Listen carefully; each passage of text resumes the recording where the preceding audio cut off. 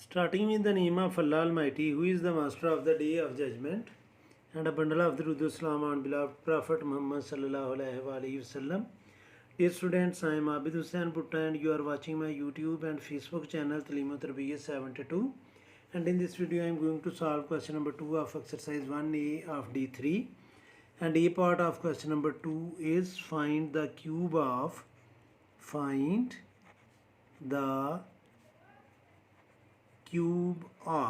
तो जो first number है वो है स्टूडेंट्स 28। हमने 28 का क्यूब फाइंड करना है। क्यूब का मतलब होता है कि जिस नंबर का हमने क्यूब फाइंड करना है उससे 3 टाइम लेकर मल्टीप्लाई किया जाए। तो हम इधर लिखेंगे students cube of 28 is equal to 28 whole cube. और इस क्यूब का मतलब है स्टूडेंट्स, ये जो इसके ऊपर 3 लिखा हुआ है कि हमने 28 को 3 टाइम लिखना है और फिर इसे मल्टीप्लाई कर लेना है। तो स्टूडेंट्स आप इसको मैनुअल भी मल्टीप्लाई कर सकते हैं और आप इसको कैलकुलेटर से भी मल्टीप्लाई कर सकते हैं। तो मैं कैलकुलेटर से ही करूँगा। 28 मल्टीप्लाई बाय 28 मल्टीप्लाई बाय 28, तो ये आंसर आ गया स्टूडेंट्स 21,952। ये इसका आंसर है। सेकंड पार्ट है स्टूडेंट्स इसका 33। अब हमने इसका क्यूब फाइंड करना है तो हम लिखेंगे students cube of 33 is equal to 33 cube. और इस क्यूब का मतलब है कि हमने 33 को 3 टाइम लेकर मल्टीप्लाई करना है। तो 33 मल्टीप्लाई बाय 33 मल्टीप्लाई बाय 33। तो स्टूडेंट्स हम कैलकुलेटर से इसको 33 को 3 टाइम लेकर मल्टीप्लाई करेंगे तो ये आंसर आ जाएगा स्टूडेंट्स 35,937। थर्ड पार्ट है इसका क्वेश्चन नंबर 2 के ए पार्ट का थर्ड पार्ट या थर्ड नंबर वो है स्टूडेंट्स 45। अब हमने इसका क्यूब फाइंड करना है तो हम स्टूडेंट्स लिखेंगे cube of 45 is equal to 45 cube. ये जो कि इसका 3 का मतलब होता है क्यूब। अब स्टूडेंट्स हमने 45 को 3 टाइम लिखना है। 45 मल्टीप्लाई बाय 45 मल्टीप्लाई बाय 45 और इसको हम करेंगे मल्टीप्लाई तो ये आ जाएगा students 45 multiply by 45 multiply by 45, तो ये आ जाएगा students 91,125।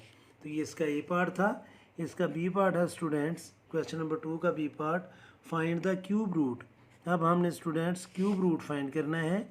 Find the cube root of, तो जो इसका फर्स्ट पार्ट है वो है students 12,167। Students cube root find करने के लिए हम सिर्फ फैक्टर मेथड ही अप्लाई कर सकते हैं। क्यूब रूट डिवीजन मेथड से जो है वो फाइंड करना इम्पॉसिबल है। तो किया तो जा सकता है लेकिन बहुत ज़्यादा टफ है, इसलिए हम इसको इससे फैक्टराइजेशन मेथड से ही सॉल्व करेंगे। तो मैं अभी स्टूडेंट्स लिखूँगा कि हम फैक्टर फाइंड करेंगे 12,167, इसके यहाँ स्टूडेंट्स हम करेंगे फैक्टर फाइंड। अब देखिए स्टूडेंट्स ये 2 से तो ये नंबर डिवाइड नहीं होगा, उसकी रीज़न ये है कि ये इवन नंबर नहीं है। अब हम 3 से चेक करते हैं कि क्या ये नंबर 3 से डिवाइड हो सकता है। तो 7 में हम 6 प्लस करेंगे 13, 14, 15, 16 और 17, तो ये बच्चों 3 से भी डिवाइड नहीं हो सकता ये नंबर।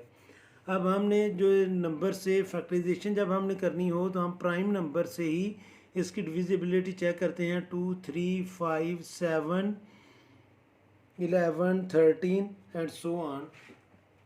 प्राइम नंबर से ही हमने करना है इसको। अब स्टूडेंट्स 5 के टेबल में भी ये नहीं आता क्योंकि लास्ट डिजिट इसका 5 नहीं है।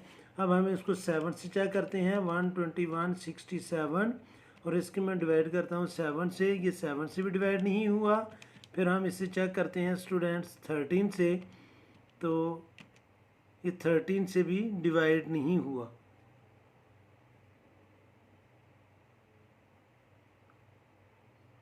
फिर स्टूडेंट्स हम इसको चेक करते हैं जी 13 के बाद जो आ रहा है 17, तो 12,167 डिवाइडेड बाय 17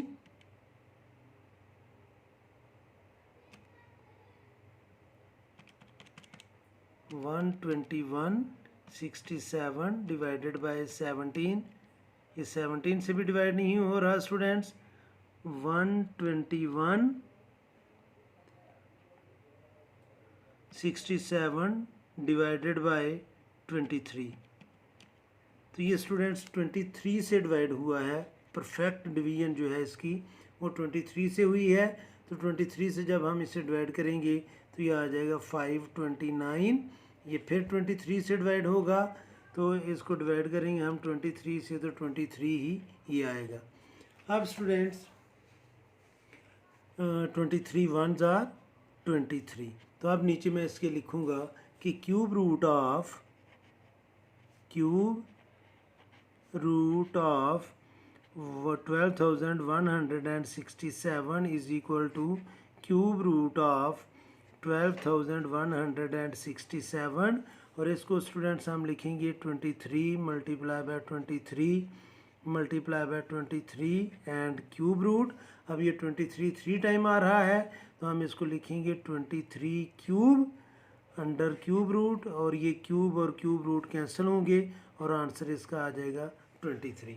ये इसका फर्स्ट पार्ट था। बी पार्ट का फर्स्ट पार्ट और बी पार्ट का भी सेकंड नंबर जो है वो है स्टूडेंट्स 42,875। अब स्टूडेंट्स हम इसकी फैक्टराइजेशन करेंगे, तो फैक्टराइजेशन करने के लिए मैं इधर लिखूँगा स्टूडेंट्स 42,875। ये नंबर जो है ये 2 से डिवाइड नहीं हो सकता क्योंकि लास्ट डिजिट आड नंबर है। अब हम ये चेक करते हैं कि क्या ये नंबर 3 से डिवाइड होगा या नहीं। 3 की डिविजिबिलिटी चेक करने के लिए हम सारे डिजिट को प्लस करेंगे। अगर उसका सम 3 से डिवाइड होगा तो ये नंबर 3 से डिवाइड हो सकता है। तो 5 में 7 प्लस किए 12 में हमने 8 प्लस किए तो 20, 22 और 26, तो 26 3 से डिवाइड नहीं होता, तो ये नंबर 3 से डिवाइड नहीं हो सकेगा, इसलिए हम इसे डिवाइड करेंगे 5 से। 5 8s are 40, 2 carry, 5 5s are 25, 3 carry, 5 7s are 35 और फिर 2 कैरी, 5 5s आर 25। तो अब अगेन स्टूडेंट्स हम इसको 5 से डिवाइड करेंगे।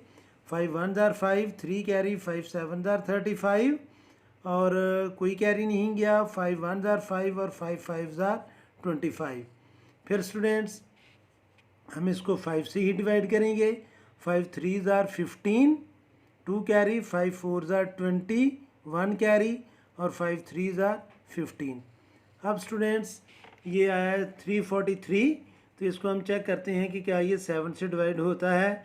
तो 343 डिवाइडेड बाय 7, तो ये स्टूडेंट्स 7 से डिवाइड होता है। 7 4s आर 28 और 6 कैरी और 7 9s आर 63 और फिर ये आएगा स्टूडेंट्स 7 7s आर 49 और 7 1s आर 7। तो हम स्टूडेंट्स इसको लिखेंगे क्यूब रूट ऑफ